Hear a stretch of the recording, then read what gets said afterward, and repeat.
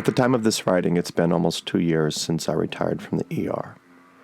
No, retired is not the right word, for that makes it sound like I had a send-off party, complete with a plaque thanking me for my 23 years in emergency medicine. That's definitely not how it went down.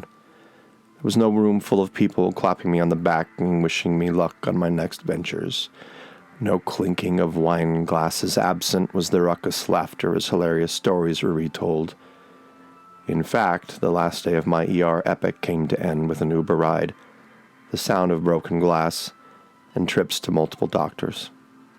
Ironic. But that was at the end of my career. Rewinding, about 14 years would take me to a time and place where I truly became aware of a startling fact. I had a serious problem brewing in my brain. The symptoms were clear enough: change in personality, inability to sleep through the night, and seemingly no hope for the future.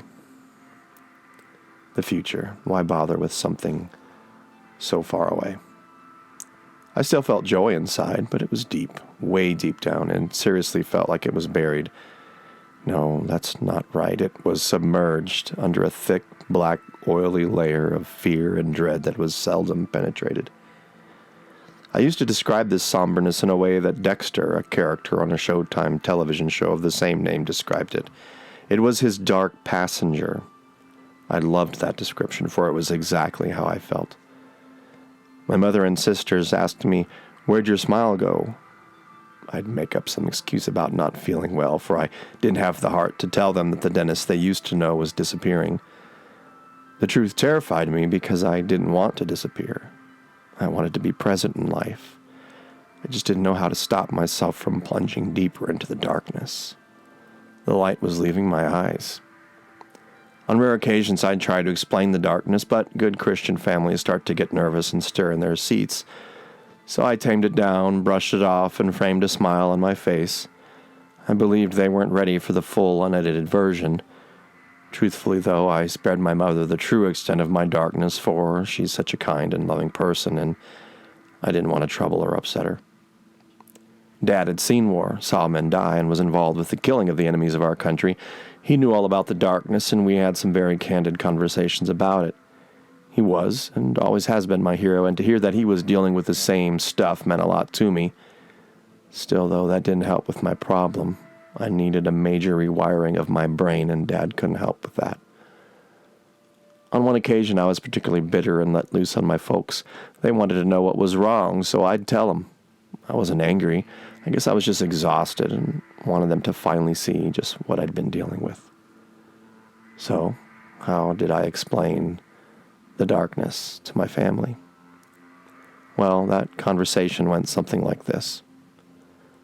Mom and Dad, from birth you provided me with a beautiful life. I've never wanted for anything. There's always been warmth and tons of love. Your protection, the life lessons, the morality, my conscience and character were all tended and molded over many years by you both. The product of all of this labor and love was a strong guard, a protective case that completely surrounded my heart. When I prepared the body of a 2-year-old girl for her family to come view her, a tiny pinpoint chisel was raised to the guard around my heart. Then a tiny hammer struck this invisible chisel a single time. In that instant, a small, imperceptible fleck of that guard chipped away and flew off into oblivion. I once stood in the void between 2 sisters who were 8 and 3 years old. I helped do CPR on both of them. Sprinting up flights of stairs to retrieve crashed blood for those little girls, my chest heaved for oxygen. As I topped the stairs and sprinted down the long hallway to the blood bank, I shouted, "Make a hole, coming through!" I'd then sprint back down the flights of stairs, taking them 4 or 5 steps at a time. With sweat pouring down my neck and back, I handed the blood off to a nurse and jumped in again to take over CPR for the other medic. When the desperate trauma faculty surgeon couldn't get a central line on the younger sister, I blurted out, "How about a cut-down tray?"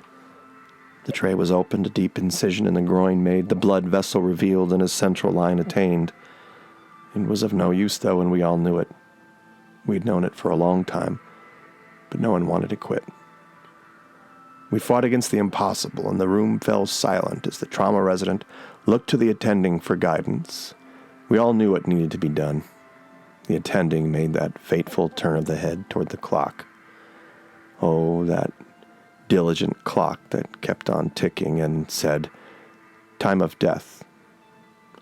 The 3-year-old was worked a little longer, and then she too was pronounced dead.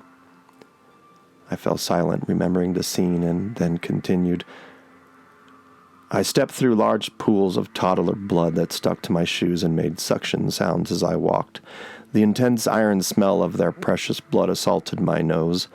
All the while, I could hear the drunk driver who'd slammed into their car, cursing the medical staff demanding pain meds. I saw the trails of bloody footprints running from the code room to the lab, to X-ray, and to the nursing station. Standing there, taking in the scene, trying to catch my breath, right then, amidst that horrific scene, that same rusty chisel was placed against the guard of my heart. Then came the swing of the unfeeling cold hammer held by the dark passenger. A tiny fleck of the guard that had been so lovingly placed around my heart spun off into darkness. Tears fell as I tried to explain what was happening to me. I went on, "How do I take a wound dressing, roll it up, stick it into a small child's cracked skull, and remain untouched? I mean, logically, if I don't plug the hole, her parents are going to freak out because the brains are coming out like Play-Doh. Her ICP, intracranial pressure, is so great that her swelling brain has nowhere else to go, so I do the humane thing. I stick my finger into her skull, stop the morbid spillage, rinse the gray matter and blood clots out of her hair, wrap her head with gauze, change the sheets, and prep the room for the family to come view with their daughter. My only companions this whole time, the musty swamp water aroma of brains, the chisel, the hammer, and the dark passenger.